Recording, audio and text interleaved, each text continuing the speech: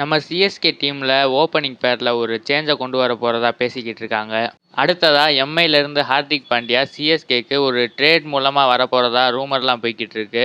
இதை பற்றி முழுசாக தெரிஞ்சுக்கலாம். வீடியோவை ஃபுல்லாக பாருங்கள். நம்ம சேனலை சப்ஸ்கிரைப் பண்ணிக்கோங்க. வாங்க வீடியோக்குள்ளே போகலாம். ஃபஸ்ட்டாக இந்த ட்ரேட் விஷயத்தை பார்க்கலாம். ஹார்திக் பாண்டியாவுக்கு எம்ஐயில் இருக்கிறது பிடிக்கலனும் அவருக்கும் டீமுக்கும் ஏதோ ஒத்து போகலன்னு சொல்கிறாங்க. இந்த ட்ரேடுக்கு நம்ம சிஎஸ்கே எந்த பிளேயரை தரதா பேசிக்கிட்டு இருந்தாங்கன்னா, சிவம் டூபே, நூர் அகமது அவங்க 2 பேர், அப்படி இல்லைன்னா டெவால் புரூவிஸ், நூர் அகமது அப்படின்னு பேசிக்கிட்டு இருந்தாங்க. ஆனால் இது இப்போ நடக்கிறதுக்கு சான்ஸே இல்லை. இது மிட் சீசன்னால் இது நடக்க வாய்ப்பு இல்லை.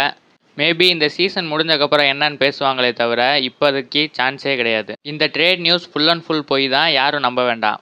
இப்போது நம்ம சிஎஸ்கேவோட அடுத்த மேட்சை பார்த்தோம்னா எல்எஸ்ஜி கூட நடக்குது. அதில் ஓப்பனிங் பேரை சேஞ்ச் பண்ண போகிறதா பேசிக்கிட்டு இருக்காங்க. அப்படி என்ன சேஞ்சஸ் தான் பண்ண போகிறாங்கன்னு பார்த்தா, உர்வில் பட்டேலை ஓப்பனிங்கில் இறக்க போகிறாங்கன்னு பேசிக்கிட்டு இருக்காங்க. இது எந்த அளவுக்கு உண்மைன்னு தெரில.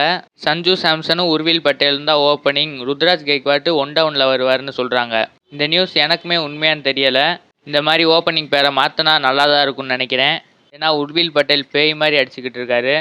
நம்மளோட ஓப்பனிங்கும் ஷார்ட் அவுட் ஆயிரும். இப்போயும் ஒன்றும் பிரச்சனை இல்லை. பட் அந்த பவர் பிளேயில் எல்லா டீமும் 70, 80ன்னு அடிச்சுக்கிட்டு இருக்காங்க.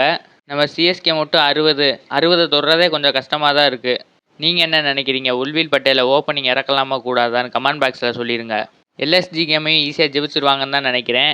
எல்எஸ்ஜி பேட்டிங்லேருந்து அந்த 4 ஃபாரின் பேட்டர்ஸை மட்டும் எடுத்தால் போதும், ஸ்கோர் அவ்வளோவா வராது. இதை மட்டும் சிஎஸ்கே சரியாக பண்ணிட்டாங்கன்னா இந்த கேமு சிஎஸ்கேக்கு தான் நினைக்கிறேன். சிஎஸ்கே எப்படியாச்சும் ஜெயிச்சிருங்க இந்த மேட்சை. சிஎஸ்கேவோட பேட்டிங் பார்த்தா கார்த்திக் சர்மாவும் கொஞ்சம் மேட்சை பர்ஃபார்ம் பண்ணலை. லாஸ்ட் மேட்ச்சில் இறங்கி பேட் ஆன் பால் விளாண்டு போயிட்டார். அவர் விளாண்ட அந்த இன்னிங்ஸ்னால தான் டீமே ப்ரெஷருக்குள்ளே போயிட்டாங்க. அவரை வெளியேற்றுவாங்களான்னு தெரில. அப்படி வெளியேற்றுனா அவருக்கு பதிலாக சர்ஃப்ராஸ் கான் தான் வருவாருன்னு நினைக்கிறேன். இன்னொரு பிளேயருமே நம்ம டீமுக்கு சரியான பர்ஃபார்மன்ஸை கொடுக்கல. அது யாருன்னு கேட்டிங்கன்னா டெவால் புரூவிஸ் தான்.